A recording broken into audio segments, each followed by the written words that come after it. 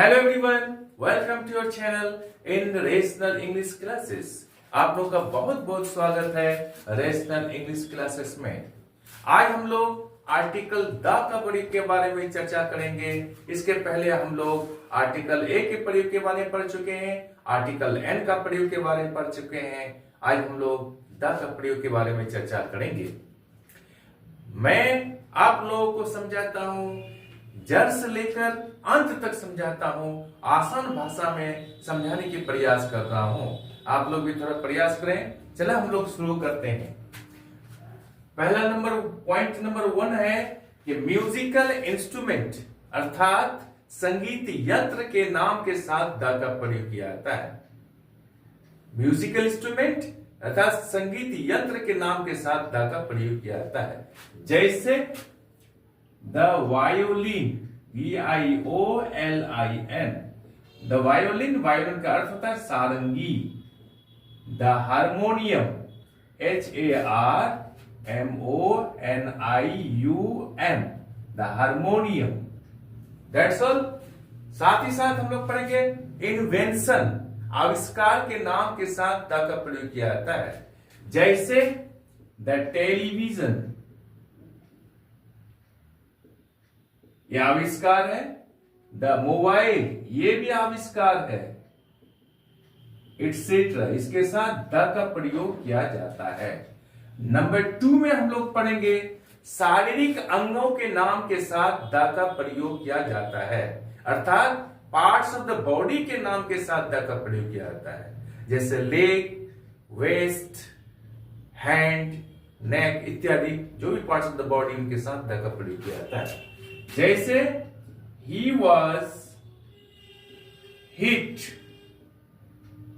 by the leg, leg यहां part of the body है, उनके साथ द का प्रयोग किया गया है।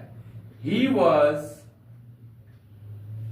caught, पकड़ा गया, by the neck, NECK, neck, उसको गर्दन से पकड़ा गया। यहां पर उसको हिट किया गया, ठोकर मारा गया। कहां पर? पैर में ठोकर मारा गया। That's all. नंबर 3 में हम लोग पढ़ेंगे फिजिकल पोजीशन के नाम के साथ द का प्रयोग किया जाता है। फिजिकल पोजीशन अर्थात जैसे मैं खड़ा हूं, राइट, लेफ्ट, बैक इत्यादि, यही फिजिकल पोजीशन होता है। एग्जांपल लेते हैं हम लोग। The left, the right, the back इत्यादि। सेंटेंस में इसको हम लोग पढ़ सकते हैं। He turn to the left, वो बाएं की ओर मुड़ा। To the left, that's all. He turn to the right, वो दाहिनी ओर मुड़ा। That's all. नंबर 4 में हम लोग पढ़ेंगे यदि दिया हुआ कंपैरेटिव डिग्री के एडजेक्टिव से चुनाव या विरोध, सिलेक्शन या कंट्रास्ट के बारे में मालूम हो तो उसके साथ द का प्रयोग किया जाता है। जैसे this is the better of the 2 pens, he is the taller of the 2 boys। यहां पर बेटर कंपैरेटिव डिग्री का एडजेक्टिव है, इनके साथ द का प्रयोग किया गया। यहां टॉलर एडजेक्टिव है, कंपैरेटिव डिग्री का, इनके साथ द का प्रयोग किया गया।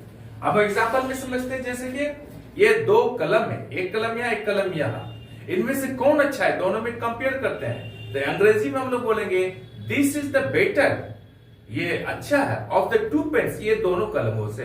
उसी तरह से 2 लड़का है, अगर कंपेयर करते हैं तो क्या बोलेंगे? ही is the taller of the 2 boys. That's all. उसी तरह से बोलेंगे हम लोग she is the taller of the 2 girls. That's all. Next point हम लोग नंबर 5 में पढ़ेंगे हम लोग कमिटी, कलर तथा फाउंडेशन के नाम के साथ द का प्रयोग किया जाता है। फाउंडेशन का अर्थ होता है प्रतिष्ठान। चलिए हम लोग शुरू करते हैं। एग्जाम्पल लेते हैं। The Mishra committee, MISHRA, COMMITTEE, the Mishra committee. Committee के नाम के पहले द का प्रयोग किया गया है। Club, the youth club. दूसरा लेते हैं हम लोग, the Rajiv Gandhi foundation.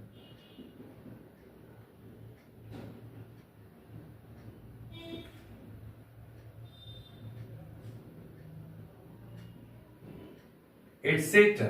The Rajiv Gandhi foundation, Rajiv Gandhi के नाम से जो प्रतिष्ठान है उनके साथ हम लोग दा लगाएंगे। कोई भी प्रतिष्ठान हो उनके साथ हम लोग दा का प्रयोग करेंगे। नंबर 6 में पढ़ेंगे हम लोग, वंश, नस्ल, डिनेस्टी तथा साम्राज्य, एम्पायर के नाम के साथ द का प्रयोग करेंगे। ऐतिहासिक घटनाओं के नाम के साथ द का प्रयोग करेंगे। हिस्ट्रिकल इवेंट्स अर्थात ऐतिहासिक घटना के नाम के साथ द का प्रयोग करेंगे। जैसे द गुप्ता डिनेस्टी, गुप्ता का वंश। द रोमन अंपायर, रोम का साम्राज्य। Next, the French revolution, France का आंदोलन। द भूदान मूवमेंट, भूदान का आंदोलन, एटसेट्रा। या रिवॉल्यूशन, फ्रेंच रिवॉल्यूशन आंदोलन का नाम है, या द का प्रयोग किया गया है। रोमन एम्पायर, रोम का साम्राज्य, द का प्रयोग किया गया है। The Roman empire, the Gupta dynasty. Next हम लोग पॉइंट पढ़ेंगे, जो वस्तु दुनिया में एक हो उनके साथ द का प्रयोग किया जाता है। जैसे the sun, the moon, the earth, et cetera. That's all. आज हम लोग यहीं तक रखते हैं। आई एम श्योर कि ये वीडियो आपको अच्छी लगी होगी। आप चैनल को लाइक और सब्सक्राइब कर दें और बगल वाले बेल आइकन को दबा दें, जिससे कि हर आने वाला वीडियोस का नोटिफिकेशन आपको मिलता रहे।